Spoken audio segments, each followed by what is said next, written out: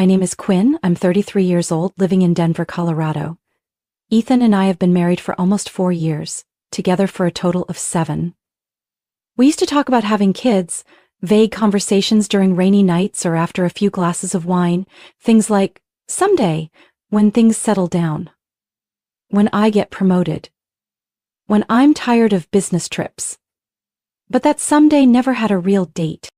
I'd been taking birth control regularly, but last month I had a terrible sinus infection and had to take strong antibiotics for almost a week. The doctor mentioned possible drug interactions, but I didn't think much of it. A few weeks later, my period was late. At first, I blamed work stress. Things at the office had been intense. Long hours, irregular meals, barely any sleep. But then I started feeling nauseous every morning. My chest felt sore in a way that didn't feel normal. And deep inside, something whispered that my body was different. I quietly bought a pregnancy test after work, tucked it in my purse between my notebook and car keys. I couldn't bring myself to use it right away. It wasn't until the next day, when the doubt became too loud to ignore, that I finally stepped into the bathroom. 2 lines, clear, bold, no mistaking it. I tested 3 more times over the next 2 days. Everyone said the same thing. I sat frozen on the bathroom floor, still holding the test. My heart pounded wildly. Part of me was stunned, but another part felt oddly relieved. I had always feared Ethan might never be ready, but me? I wanted to be a mother. I had for a long time. After a few days of thinking, I decided to tell Ethan on Saturday night. I didn't plan anything flashy, no reaction videos, no fancy letterboards like on Instagram. I just wanted a quiet, honest moment, something true to who I am. I cooked his favorite meal, red wine braised beef with buttery mashed potatoes. I played soft jazz, lit some candles, and put on the olive dress he always complimented. I wanted the night to mean something, not perfect, but memorable. Ethan came home late. It was nearly 8 p.m. when he opened the door, trailing expensive cologne and a faint trace of smoke. His shirt was wrinkled, tie crooked. He walked in, pulling off his coat as he spoke quickly. Sorry, emergency meeting, you know how that project's been dragging. I didn't blame him, didn't ask questions. We sat down to eat. He chewed absent-mindedly, eyes locked on his phone, fingers scrawling endlessly. I asked a few things about work. He gave short, distracted answers. When he finally set down his fork and knife, I poured him another splash of wine, took a deep breath. Ethan, I have something important to tell you. He looked up, brow furrowing. What is it? I tightened my hands in my lap, then said it. I'm pregnant. The silence that followed felt like ice. He stared at me like I'd spoken nonsense. His face went pale, then flushed, then shifted into something I couldn't name. But I've tested 3, 4 times, all positive. I'm sure. He shoved his chair back, jumped to his feet, eyes wide. Quinn, are you serious? You know we're not ready. You've ruined everything. I went still. Ruined? He didn't look at me, just paced the living room, pulling at his hair, breathing fast. I've got 100 things up in the air. A baby? Now? I don't want this, Quinn. I never did. My feet wouldn't move. My heart twisted inside my chest. The meal sat cold. The candles dimmed. The kitchen felt colder than it should have.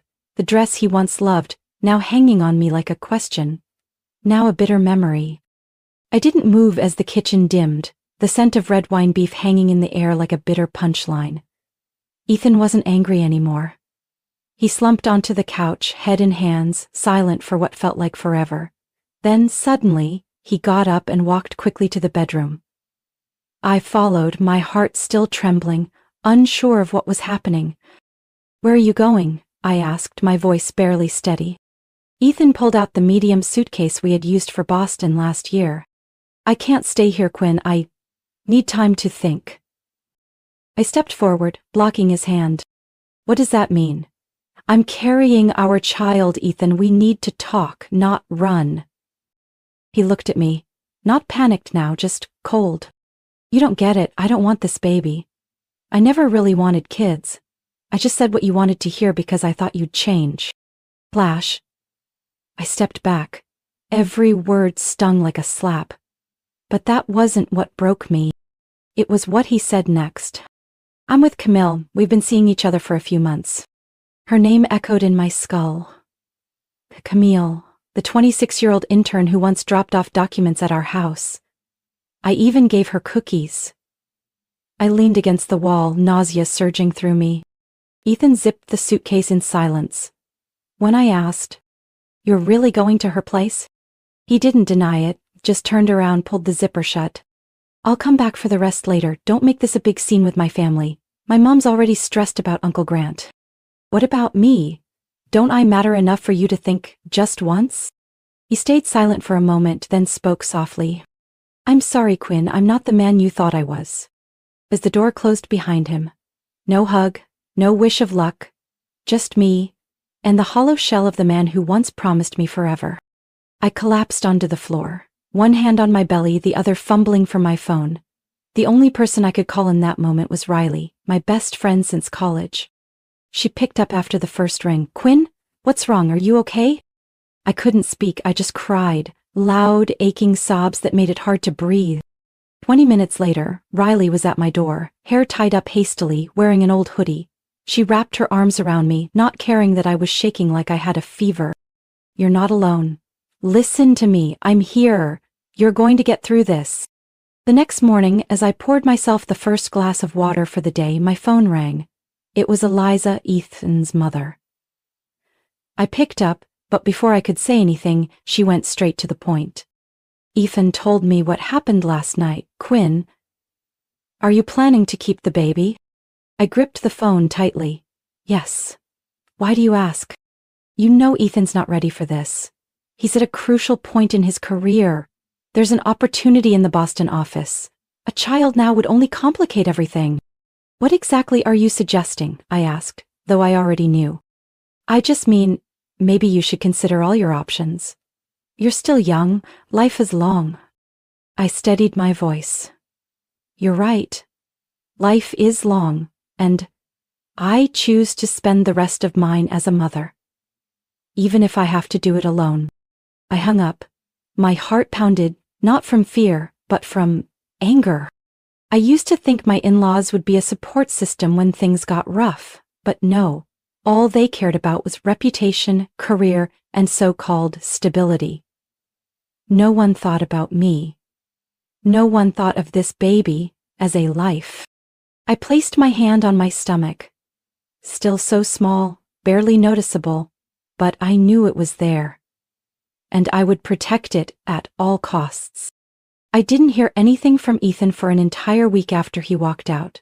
No calls, no messages asking how I was or how the baby was doing. After 7 days of nothing, all he sent was one sentence. "I'll send money at the beginning of the month, for now." And just like that, I became a single mom unofficially, with no agreement, no explanation, just me and the baby growing inside me, left to figure it all out. I didn't have time to fall apart again. The next morning, I scheduled my first prenatal appointment. I drove myself to a women's clinic in 5 Points, no referral needed, because I was already too far along to wait for paperwork. When the nurse asked me to lie down for the ultrasound, I took a deep breath, gripping the hem of my shirt. The screen lit up. A blurry shape appeared. Then came the sound, the heartbeat. Fast, strong, urgent, like it was saying, "I'm here." That afternoon, I stopped by the cafe where Riley worked. As soon as she saw me, she pulled me into a hug without saying a word. "I heard the heartbeat," I whispered, eyes still red. Riley didn't say anything. Without a word, she reached over, wiping my tears gently and placing a warm waffle in front of me. I started researching everything.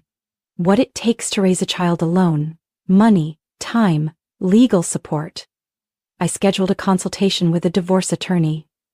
Ms. Lawson, a middle-aged woman with a sharp voice but kind eyes. She told me, "Quinn, if Ethan stays silent, we can still file. Don't wait on someone who's already chosen to leave." I also decided to move out of the old apartment, the place where Ethan's presence lingered in every corner. From the chipped coffee mug to the curtains I picked to match his favorite shirt. Riley offered me a temporary place at her home. She had a spacious living room just a 15-minute drive from my office, and most importantly, no painful memories. I sold the cream love seat Ethan once picked out, the one he sat on watching football while Camille texted him goodnight. I packed everything, but there was nothing I truly wanted to keep, except my prenatal documents and a few favorite books. The baby grew, I switched to flats, learned how to breathe through stair climbing, and adjusted to sleepless nights from leg cramps. My company allowed me to work remotely 3 days a week, and I appreciated that more than any benefit I'd ever signed for. I attended prenatal classes on Tuesday evenings. I was the only one there without a partner. When the instructor asked for a support person to stand behind me during breathing practice, an older woman gently approached. "Is your husband working late?" I gave a faint smile. "No, he's busy disappearing." By week 38, I was exhausted. I spent my spare time checking the budget spreadsheet, assembling the crib, and listening to Riley list classical songs to play at bedtime. She even bought me a giant U-shaped pillow and called it the secret weapon of senior-level moms. Then the day came. Early Wednesday morning, as I tried to get out of bed, a sharp pain hit, and my water broke. Riley drove like she was in a Formula One race. By the time we got to the hospital, I was 4 centimeters dilated. By hour 10, I couldn't tell if I was breathing or groaning. By hour 16, I said I couldn't do it anymore. Riley squeezed my hand. "You're doing it. And you're not alone." 19 hours after the first contraction, a cry filled the room. I barely had the strength to lift my head, but when the nurse placed the baby on my chest, his soft skin against mine, every ache disappeared. A boy, rosy cheeks, eyes shut tight, tiny fingers curled around mine. I named him Aiden. There was no Ethan, no message, no congratulations. But as I held my son close, I knew none of that mattered anymore. Aiden and I had begun our journey, and I would never let anyone walk away from it again. I returned to work when Aiden was exactly 9 weeks old. Honestly, I wasn't ready. My body still ached, my chest was sore, and my mind kept circling the same questions. Is he eating enough? Is he sleeping okay? But money doesn't wait for anyone. The small apartment I rented near Riley's place was cozy, but more expensive than the old one. Add in diapers, formula, pediatric visits, and now part-time daycare. Everything climbed, week by week. Ethan did send money, but it was inconsistent. Some months I got a few $100s, some months there was nothing at all. Only a text, short and empty. "This month's tight. I'll make it up next month." I used to reply politely, gently remind him. But after the 4th time, I stopped responding. I didn't have the energy to plead with someone who had left me in labor. I woke up at 5 a.m. every day, squeezing in a quick shower, preparing bottles, packing Aiden's things, then caught a taxi to drop him at daycare before starting my shift at the architecture office. At lunch, I pumped in the restroom, checking our monthly budget while sending report emails. Some days, I had barely settled into work when the center would call, "Aiden has a low fever. Can you come get him?" I'd ask for emergency leave. My boss's irritation was obvious, but when I got home and Aiden clung to me, cheeks flushed, wheezing softly, I wrapped him in a blanket, sat on the chair, and hummed. And for the first time, I felt like I'd done something right. Simply holding him when everything else felt uncertain. One February afternoon, I got a message from an unknown number. "Hello, Quinn, this is Celeste, Ethan's mother. I heard the baby was born. May I come visit my grandson?" I read it over and over. No apology. No acknowledgement that they once implied I should terminate the pregnancy. Just a gentle request, as if nothing had happened. I thought about it for 2 days. Finally, I replied, "You can come Saturday for 1 hour." I didn't do it for Ethan, not even for her. I did it for Aiden. I didn't want my child to grow up never meeting his paternal grandparents, not even once. That Saturday, I wore simple clothes and held Aiden on the sofa while Riley quietly brewed tea. Celeste arrived on time, wearing a dark brown coat, carrying a large gift bag full of expensive baby items. Ethan wasn't with her. She sat down, looked at Aiden for a long time, then smiled. "He looks just like Ethan." She began asking questions about his weight, vaccination schedule, daycare, as if we were 2 moms casually chatting in a park. Every question was polite but cold. Not a word about Ethan disappearing, not a single, I'm sorry I didn't stand by you when you needed support. When she asked, when will you let him stay overnight at our house? I gently placed my teacup on the table. Sorry, but that won't happen. Aiden's still too young. And I can't let my child stay somewhere that once questioned whether he should even be born. She looked up, a flicker of surprise in her eyes. Quinn, I know you're upset with Ethan, but your son shouldn't be affected. I clenched my hands, kept my voice steady. That's exactly why I allowed this visit today. But if you want to be part of Aiden's life, the first step is to acknowledge what happened. I don't need anyone coming here to rewrite the truth. The visit ended in under 40 minutes. She stood, kissed Aiden's forehead, and left without promising anything else. The taillights faded into the distance, leaving only silence at my doorstep. Riley came over and placed a hand on my shoulder. You okay? I'm starting to see clearly who's genuine and who's not. The next week, Ethan posted a new photo on Instagram. He was in Palm Springs holding hands with Camille, sipping cocktails under the sunset. The caption read, New Year, New Peace. The image on my screen felt distant and hollow, so I turned to what was real, Aiden, fast asleep in his rocker. I smiled, not with sarcasm but because I understood. Peace isn't something you post. It's something you build, bit by bit, with the choices you make every day. When Aiden turned 3, I was promoted at the architecture firm I'd worked at for nearly 7 years. The title of Senior Design Coordinator wasn't just recognition for the sleepless nights spent over blueprints. It was an answer to a question I once feared to ask. Can I really do this? Even with dark circles from staying up with a feverish toddler, even bringing my laptop to the vaccine waiting room, even skipping meals but never missing a deadline, I hadn't given up. And now, I could stand firmly on my own 2 feet. 4 months after the promotion, I put down a deposit on a small house in the suburbs of Aurora, about a 30-minute drive from downtown Denver. The house wasn't big, just 1 story, 2 bedrooms, but it had a lush backyard, perfect for a garden and a space where Aiden could run free. When I signed the contract, my hands trembled, not from fear, but from emotion.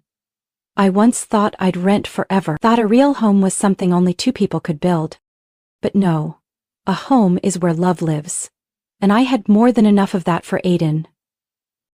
Life settled into a rhythm. I woke up at 6 a.m., made breakfast, and woke Aiden with kisses on his cheek. He always smiled before even opening his eyes, like he already knew I was there in his dreams. At night, we ate under the warm glow of the kitchen light. He told me stories from preschool, often adding wild details that made me bite my lip not to laugh. He had a special love for the sky. Every night he insisted on going into the backyard to look at the stars, pointing up and asking, Mom, which one is Sirius and is that a planet? I wasn't an astronomer, but for him I studied again, read through 10 websites just to answer, why don't stars fall on our heads? Still, there was one question I never found easy to answer. One Monday afternoon, as I was slicing fruit for him, Aiden suddenly asked, Mom, why don't I have a dad like Noah? I froze. Knife in hand, heart gripped tight. I sat beside him, pulled him close, gently brushed his soft curls. You have me, Auntie Riley, Grandma and Grandpa, even your basketball coach, right? Aiden nodded, his big dark eyes still locked on mine. Your dad helped me have you. But some grown-ups, they aren't ready to be dads. That's not your fault, sweetheart. And I love you enough for both of us. Aiden didn't say anything. A moment later, he picked up a slice of apple and held it to my mouth. Then eat this, Mommy. I love you for 2 people. I pulled him into my arms and just breathed. Deep, quiet, and full. I started journaling my motherhood journey every night after Aiden fell asleep. Not to complain, but to remember. To remember how strong I was, carrying him to doctor appointments alone. To remember the moment Aiden learned to walk, fell down, then stood up again, lips trembling but still smiling. To remember our first Christmas Eve, just the 2 of us, strangely warm and magical, when he shouted, Santa found our house even without a chimney, Mommy? Little by little, I stopped feeling pain when I saw families of 3 holding hands at the park. I no longer felt out of place at parent-teacher meetings filled with mom and dad duos. I wasn't jealous anymore. I felt proud. Proud that I hadn't given up. That I didn't let a man define my worth. That my son was growing up surrounded by love, respect, and honesty. One evening, while I was hanging string lights in the backyard for Aiden to stargaze, Riley showed up with a pizza box and a cold bottle of soda. "This is your prize, most engaged parent of the year, straight from preschool headquarters." I laughed and leaned my head on her shoulder. Probably because I baked the most cupcakes during Teacher Appreciation Week. "No," Riley said, her voice sincere. "It's because you never gave up. That's what really matters." I looked up at the sky, those same stars sparkling like always. But tonight, they felt brighter. Or maybe something inside me had been glowing for a long time. For the first time at Aiden's preschool back-to-school night, I arrived late, caught in a sudden downpour, hair a mess, coat soaked through.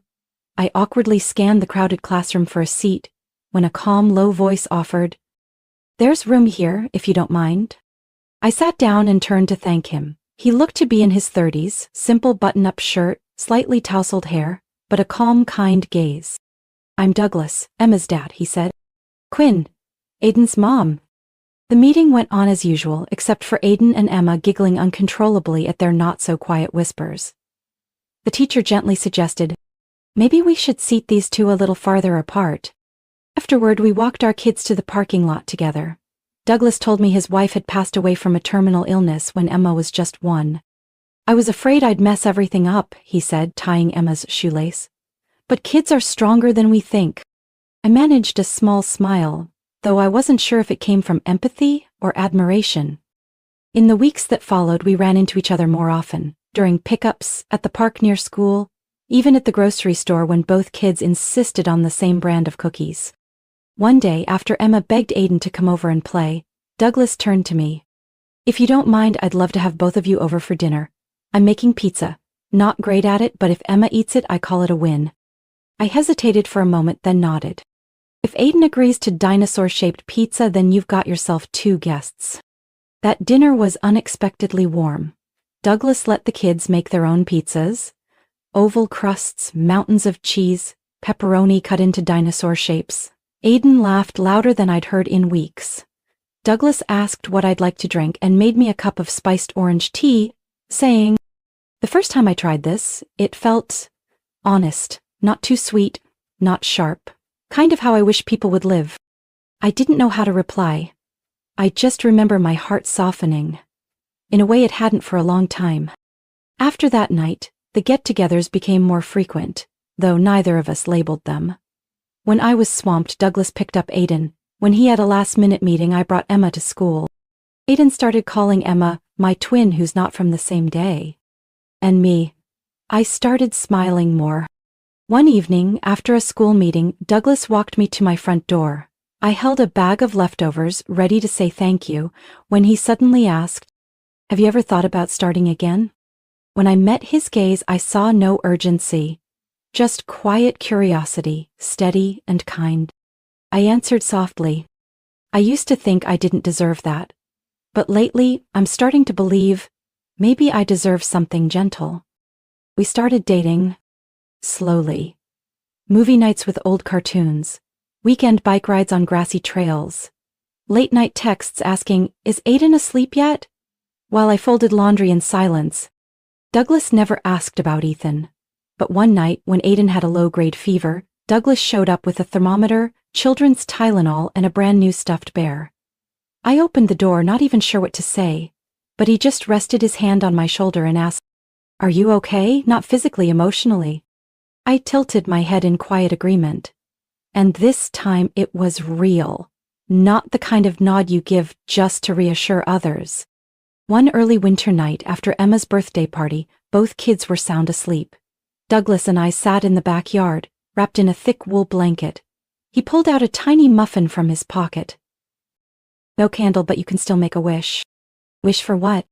He tilted his head. "Whatever you want.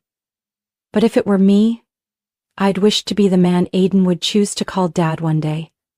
Not to replace anyone, just to stay long enough for him to say it on his own." I didn't answer right away. I just rested my head on his shoulder, listening to the soft wind brushing past the wooden fence, and thought, maybe this time, happiness didn't forget me. One early summer Saturday morning, the sky was so blue it felt like everything in the world was at peace. Aiden had his first soccer game of the season at the park near our house, and both Douglas and I were there, sitting under a big umbrella, coffee in hand, camera ready. Aiden wore jersey number 7, sprinting around the field in bright orange cleats he insisted on picking because they matched the oranges I always peel for him. Douglas laughed watching him, then turned to me. My guess is we're getting either a goal scorer today or a kid who accidentally scores for the other team. I laughed, my heart light, but that feeling only lasted about 10 seconds, until I saw Ethan. From across the field he stared, motionless, as if the world had narrowed down to one small boy in orange cleats. I froze. My whole body went cold, like a surge of electricity shot down my spine. When the first half ended, Aiden ran over for water and wrapped Douglas in a tight hug. That's when Ethan started walking toward us. Aiden glanced his way and whispered, "Mommy, who's that man? Why is he staring at me?" I placed a hand on his shoulder. "Go on back to the field, sweetheart. I'll talk to him." Aiden nodded and ran off, carefree like any other child, and I stood there, facing the man who walked away the night I told him I was pregnant. He took off his cap, revealing a face more worn than I remembered. "Hi, Quinn. I heard Aiden goes to school here. I just wanted to see him, just for a moment." I crossed my arms. "After 5 years? You think watching from a distance is enough?" Ethan exhaled, eyes turning red. "I know I was wrong. I quit drinking. I'm trying to fix what I broke." I was about to turn away when Douglas approached. "You okay?" I said, "This is Ethan." Douglas looked Ethan straight in the eye and said calmly, "I'm Douglas, Aiden's father." Ethan stiffened. "Father, what do you mean? I cut him off. "Biological father, Ethan. But Douglas is the one who gets up early to take him to school, the one who carried him when he had a fever, the one he calls Dad when he wakes up from nightmares." Ethan went silent, hands clenched. "I just want to see him, just once." I looked at him for a long time before replying. "We'll talk after the game, briefly." After the match, Douglas took Aiden and Emma for ice cream. I sat across from Ethan at a cafe near the soccer field. He ordered 2 coffees, just like old times. Cappuccino. But I'd switched to lattes 3 years ago. A small detail, but enough to remind me he no longer knew who I was. "How have you been all these years?" I asked. Ethan sighed. "After Camille left because I refused to have kids, I realized what I lost. I lost you. I lost our son. I lost everything." He lowered his head. "I want to make it right. I want a second chance. Not just with Aiden, with you. Ethan, we're not anything anymore. You walked away when I needed you most. And Douglas stayed. I have nothing to give you except boundaries." 3 days later, Ethan came back, but this time he wasn't alone. Celeste and Michael, his parents, showed up unannounced, standing at my doorstep like everything could be fixed with a belated apology. "We want to see our grandson, and Ethan has a right to be his father," Celeste said, her tone still laced with that familiar pride. I clenched my fists. "You once told me to terminate my pregnancy for Ethan's career, and now you talk about rights? I don't owe anyone anything." Douglas stepped closer, his hand resting between my shoulders like a quiet shield. Michael spoke up. "Ethan's changed. He deserves a chance." I said firmly, "That chance doesn't begin with showing up at my door without notice. If he wants to see Aiden, he'll follow conditions, and the first one is, respect boundaries." After that abrupt visit, I met with Attorney Harper, the same lawyer who helped me secure sole custody years ago, to discuss terms for Ethan's contact with Aiden. "He can see his son," I said, "but every visit must be supervised, and if he misses more than 2 without notice, the visits will be suspended." That's completely fair, especially since Ethan missed the most formative years of the boy's life.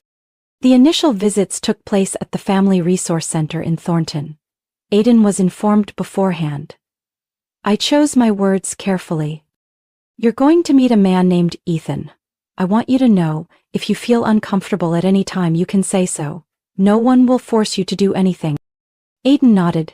His expression wasn't excited, just a little curious. He chose to wear the blue plaid shirt Douglas gave him for his birthday last year and tucked his favorite stuffed dinosaur into his backpack. The visit lasted exactly 30 minutes. Ethan showed up on time, brought a box of Legos and tried to make conversation. Aiden gave short answers, eyes often drifting to where I sat in the corner. Afterward he asked me, "Mom, is he my real dad?" "Yes, but you get to decide who you call dad. That's your choice."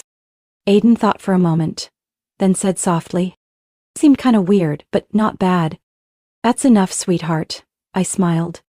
Douglas never asked too many questions. He simply supported us, taking Aiden out to play after each visit, reading longer bedtime stories every night, and always keeping ice cream stocked in the freezer like he knew our boy might need a little sweetness to soften unfamiliar feelings. My family, Riley, my parents, Douglas, and even Emma, remained the real family Aiden grew up with. None of them ever left me behind. None of them ever made my son feel like a burden. 2 months later, Ethan asked to meet with me privately. I agreed, but only at Attorney Harper's office. He came in with a more subdued gaze, no longer carrying that performative regret from before. "I get it now," he said after a long silence. "He doesn't need me the way I thought. And maybe I'm just not enough to be what he needs." "Ethan, that boy needs consistency, not guilt arriving late." "Douglas is good to him," he said. "I've seen it. And you seem okay."